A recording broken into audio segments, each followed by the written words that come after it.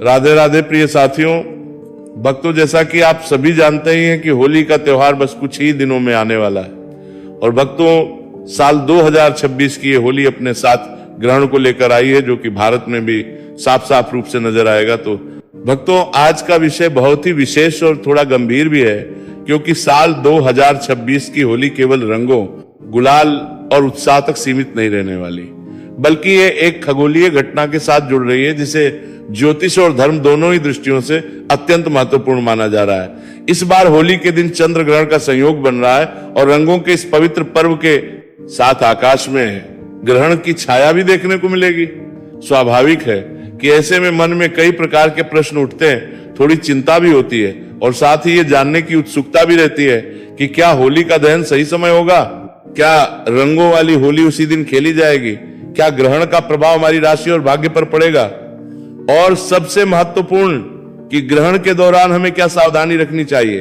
इन सभी प्रश्नों के उत्तर जानने के लिए वीडियो में अंत तक बने रहें और यदि आपको यह जानकारी उचित लगे तो वीडियो को लाइक करें, चैनल को सब्सक्राइब करें और कमेंट बॉक्स में ओम नमः शिवाय या हर हर महादेव जरूर लिखें। तो भक्तों, जैसा कि हम सभी जानते हैं कि होली का पर्व फाल्गुन मास की पूर्णिमा को जाता है। पूर्णिमा का चंद्रमा अपने पूरे तेज में होता है और उसी दिन रात्रि में होली का दहन किया जाता है। लेकिन साल 2026 में फाल्गुन पूर्णिमा की तिथि 2 मार्च की शाम 5:55 से शुरू होकर 3 मार्च की शाम 5:07 तक रहने वाली है। यहीं से भ्रम की स्थिति बनती है। सामान्यतः जिस दिन पूर्णिमा की रात्रि पड़ती है उसी दिन होलिका दहन किया जाता है, लेकिन इस बार 3 मार्च की शाम को चंद्र ग्रहण लग रहा है और भक्तों, धार्मिक मान्यताओं के अनुसार ग्रहण काल में कोई भी शुभ कार्य करना वर्जित माना गया है। अग्नि प्रज्वलन, यज्ञ, पूजा या मांगलिक कार्य ग्रहण के दौरान नहीं किए जाते, इसलिए 3 मार्च की शाम को होलिका दहन करना उचित नहीं माना जाएगा। अब प्रश्न ये उठता है कि फिर होलिका दहन कब किया जाएगा। तो भक्तों, ज्योतिषी गणना के अनुसार 2 मार्च की रात्रि में होलिका दहन किया जाएगा, लेकिन यहां भी एक और स्थिति सामने आती है। 2 मार्च की भद्रा का समय लग रहा है और शास्त्रों में भद्रा काल में होलिका दहन करना अशुभ बताया गया है, इसलिए भद्रा समाप्त होने के बाद का समय ही स्वीकार्य माना जाएगा। इसीलिए होलिका दहन 2 मार्च की देर रात लगभग 12:50 से लेकर लगभग 2 बजे के बीच का समय होलिका दहन के लिए शुभ रहेगा। यही वह समय है जब श्रद्धा और विधि विधान से होली का दहन किया जा सकता है। अब भक्तों, रंगों वाली होली को लेकर भी लोगों के मन में संशय है। सामान्य रूप से होलिका दहन के अगले दिन रंगों वाली होली मनाई जाती है। यदि दहन 2 मार्च की रात में हो रहा है तो 3 मार्च को रंगों वाली होली होनी चाहिए, लेकिन 3 मार्च को सुबह से ही सूतक काल प्रारंभ हो जाएगा और शाम को चंद्र ग्रहण रहेगा। शास्त्रों के अनुसार ग्रहण के दिन उत्सव और आनंद उत्सव करना उचित नहीं माना गया है, इसलिए पंचांग के अनुसार रंगों वाली होली 4 मार्च 2026 को मनाई। उस दिन ग्रहण का प्रभाव समाप्त हो चुका होगा और वातावरण शुद्ध माना जाएगा। अब भक्तों, बात करते हैं चंद्र ग्रहण की। 3 मार्च 2026 को लगने वाला ये चंद्र ग्रहण पूर्ण चंद्र ग्रहण होगा। इसका अर्थ है कि चंद्रमा पूरी तरह से पृथ्वी की छाया में आ जाएगा और कुछ समय के लिए लालिमा लिए हुए दिखाई देगा। इसी के साथ भक्तों, ये चंद्र ग्रहण भारत में दिखाई देगा। हालांकि ये ऐसा ग्रहण होगा जिसमें चंद्रमा जब उदित होगा तो वो पहले से ही की स्थिति में रहेगा। शाम के समय जब चंद्रमा लगभग 6 बजे के आसपास दिखाई देगा तब वो आंशिक रूप से छाया से ढका हुआ होगा। ग्रहण का प्रभाव शाम लगभग 6:30 से 7 बजे के बीच समाप्त माना जा रहा है। भले ही भारत में यह दृश्य कुछ ही मिनटों के लिए दिखाई दे, लेकिन जहां भी ग्रहण दिखाई देता है वहां सूतक मान्य होता है। इसीलिए भक्तों, भारत में भी इसका सूतक काल मान्य होगा। चंद्र ग्रहण से लगभग 9 घंटे पहले सूतक प्रारंभ हो जाता है, इसीलिए 3 मार्च की सुबह लगभग 9:30 बजे से सूतक लग जाएगा और ग्रहण समाप्त होने तक रहेगा। इस समय को शुद्ध नहीं माना जाता है, इसलिए इस दौरान पूजा पाठ, मूर्ति स्पर्श या शुभ कार्य करने से बचना चाहिए। अब भक्तों, हम उस विषय पर आते हैं जिसके बारे में सबसे अधिक जिज्ञासा रहती है और कभी कभी थोड़ा भय भी हुआ है। सूतक काल और ग्रहण के दौरान रखी जाने वाली अक्सर लोग आधी अधूरी जानकारी के कारण या तो अनावश्यक डर जाते हैं या फिर पूरी तरह लापरवाह हो जाते हैं। इसलिए आवश्यक है कि हम शांत मन से सरल शब्दों में समझें कि हमें क्या करना है और क्या नहीं करना है। जैसा कि आपको पहले ही बताया गया है कि 3 मार्च 2026 को लगने वाले चंद्र ग्रहण से लगभग 9 घंटे पहले सूतक प्रारंभ हो जाएगा। सुबह लगभग 9:30 बजे से ही सूतक काल हो जाएगा और यह ग्रहण समाप्ति तक चलेगा। तो भक्तों सबसे पहले बात करते हैं पूजा पाठ की। सूतक लगने से पहले ही घर के मंदिर में जो भी नियमित पूजा करनी हो बस सुबह ही कर लें, दीपक जला लें, आरती कर लें, भोग लगा दें, उसके बाद मंदिर के कपाट बंद कर दें या पर्दा डाल दें, क्योंकि ग्रहण काल में मूर्तियों को स्पर्श नहीं किया जाता है। इसी के साथ भक्तों ग्रहण में खाने पीने को लेकर भी नियम बताए गए हैं। सूतक लगने के बाद नया पकाना या भोजन करना सामान्यतः टाला जाता है, इसलिए सुबह 9 बजे से पहले जो भी आवश्यक भोजन हो वह तैयार कर लें।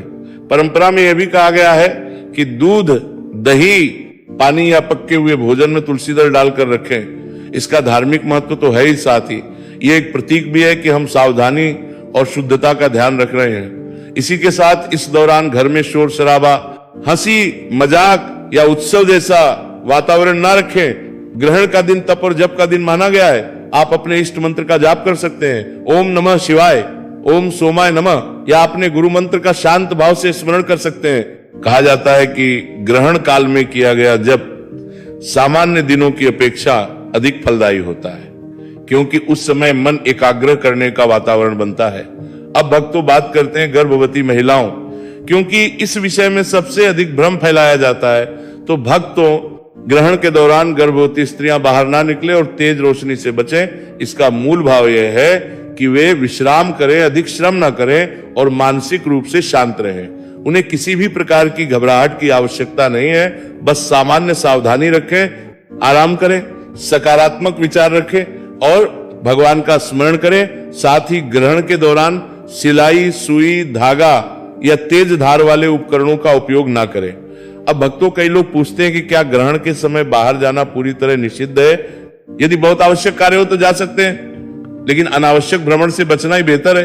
विशेष रूप से जब ये पर्व का दिन भी हो तो घर में शांत वातावरण रखना ही उचित है। अब भक्तों ये भी जान लेते हैं कि ग्रहण समाप्त होने के बाद क्या करना चाहिए। जैसे ही ग्रहण समाप्त हो जाए स्नान करना शुभ माना जाता है। स्नान के बाद स्वच्छ वस्त्र धारण करें, घर में गंगा जल या साफ पानी से हल्का छिड़काव कर ले, इससे मन में भी शुद्धता का भाव आता है। मंदिर के कपाट खोले, दीपक जलाएं और भगवान को प्रणाम करें। साथ ही ग्रहण के बाद दान करना विशेष फलदायी माना गया है। आप अपनी सामर्थ्य अनुसार सफेद वस्तुएं जैसे चावल, दूध, चीनी या वस्त्र दान कर सकते हैं। यह दान केवल कांड नहीं है, बल्कि समाज के जरूरतमंद लोगों की सहायता करने का एक सुंदर अवसर भी है। अब भक्तों हम उस विषय पर आते हैं जिसका इंतजार आप सभी को रहता है कि आखिर इस चंद्र ग्रहण का अलग अलग राशियों पर क्या प्रभाव पड़ेगा और होली 2026 का ये अनोखा संयोग हमारे जीवन में क्या संकेत लेकर आ रहा है। तो भक्तों सबसे पहले एक बात बिल्कुल स्पष्ट समझ लीजिए, ग्रहण कोई सजा नहीं होता है, कोई भयावह संकेत नहीं होता है। ये एक खगोलीय घटना है जिसका आध्यात्मिक और ज्योतिषीय महत्व जरूर माना गया है, लेकिन इसका प्रभाव हर व्यक्ति पर एक जैसा नहीं पड़ता है। और ये चंद्र ग्रहण सिंह राशि और पूर्व फाल्गुनी नक्षत्र की स्थिति से जुड़ा माना जा रहा है। इसलिए जिन लोगों की राशि सिंह है उनके लिए यह समय आत्मचिंतन का हो सकता है। मन थोड़ा अस्थिर हो सकता है, निर्णय लेने में उलझन महसूस हो सकती है। ऐसे में जल्दबाजी से बचें, विवाद से दूर रहें और शांत से काम लें। यदि आप विद्यार्थी हैं तो ध्यान भटकने से बचें और पढ़ाई पर एकाग्र रहें। मंत्र, जप और ध्यान आपके लिए विशेष लाभकारी रहेगा। कुंभ राशि के लोगों के लिए यह समय रिश्तों में संतुलन रखने का संकेत देता है। छोटी छोटी बातों पर तकरार से बचना ही बुद्धिमानी होगी।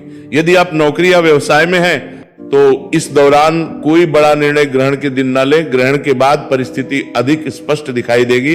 वृश्चिक राशि वालों के लिए यह समय मानसिक परीक्षा जैसा हो सकता है। पुरानी चिंताएं उभर सकती हैं, लेकिन घबराने की आवश्यकता नहीं है। यह समय स्वयं को मजबूत बनाने का अवसर भी है। यदि आप ध्यान, योग या आध्यात्मिक साधना से जुड़े हैं तो ये काल आपके लिए भीतर की शक्ति जगाने वाला सिद्ध हो सकता है। धनु राशि के लिए यह समय अपेक्षाकृत सकारात्मक संकेत देता है। रुके हुए कार्य धीरे धीरे गति पकड़ सकते हैं। आर्थिक मामलों में सावधानी तो रखनी ही चाहिए, लेकिन कोई बड़ा नुकसान दिखाई नहीं देता। संयम और धैर्य बनाए रखें। मकर राशि वालों के लिए यह समय व्यावसायिक दृष्टि से विचार करने का हो सकता है। यदि आप लंबे समय से किसी योजना पर सोच रहे थे तो ग्रहण के बाद परिस्थितियां स्पष्ट हो सकती हैं। सामाजिक प्रतिष्ठा में भी वृद्धि के संकेत मिल सकते हैं, बशर्ते आप व्यवहार में संतुलन रखें। मेष, वृषभ और मिथुन राशि के जातकों के लिए यह समय सामान्य रहेगा, लेकिन स्वास्थ्य और मानसिक शांति देना आवश्यक है। अनावश्यक बहस से बचे और अपने शब्दों पर संयम रखें। कर्क राशि के लिए पारिवारिक मामलों में धैर्य रखने की आवश्यकता हो सकती है। घर के बुजुर्गों का सम्मान करें और निर्णय सोच समझ कर लें। तुला राशि वालों को आर्थिक मामलों में सतर्क रहने की सलाह दी जाती है। खर्च पर नियंत्रण रखें और किसी भी निवेश से पहले पूरी जानकारी अवश्य लें। कन्या और मीन राशि के लिए यह समय आध्यात्मिक रूप से प्रगति का हो सकता है। यदि आप लंबे से कोई संकल्प लेना चाह रहे थे तो ग्रहण के बाद का समय उसके लिए अनुकूल हो सकता है, लेकिन एक बार फिर याद रखिए, यह सामान्य संकेत है। किसी भी ग्रहण का वास्तविक प्रभाव व्यक्ति की जन्म कुंडली, दशा और गोचर पर निर्भर करता है। इसलिए डरने की आवश्यकता नहीं है, बल्कि सजग रहने की आवश्यकता है। अब भक्तों, हम जान लेते हैं इस पूरे सहयोग के बाद हमें क्या करना चाहिए ताकि यह समय हमारे शुभ सिद्ध हो। सबसे पहले बात करते हैं ग्रहण समाप्ति के बाद की। जैसे ही 3 मार्च की शाम को ग्रहण समाप्त हो जाए, सबसे पहले स्नान करना शुभ माना गया है। स्नान केवल शरीर की शुद्धि नहीं बल्कि मन की भी शुद्धि का प्रतीक है।